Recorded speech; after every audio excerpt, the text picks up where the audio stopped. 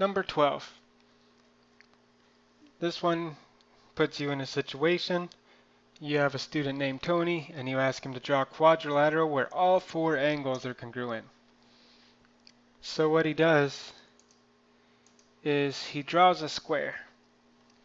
And this is a correct answer to the problem, right? Square, it has all four right angles, everything's happy and good. And then he goes on to say, a square is the only quadrilateral that has four congruent angles. So how would you try to correct them? How would you try to correct him? So most likely, one of the best things you could do is if you had something for him to hold or mess around with in his hands, that would be a good one. But you could also just draw, say, what if we just made it longer? Stretch it out. And again, if I were trying to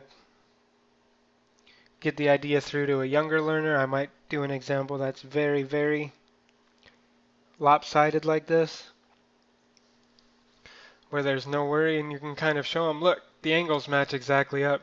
And if you had manipulatives, you could move it over, show them that the angles line up exactly perfectly, and do it like that. So that's one possible way to do that.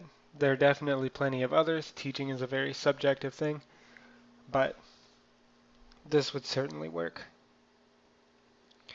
But the thing to be careful of is, with the square, once you have squares and rectangles, you're done. There's no other quadrilateral where all the angles are congruent. So this hinges on the definition of equiangular. The only equiangular quadrilaterals are rectangles.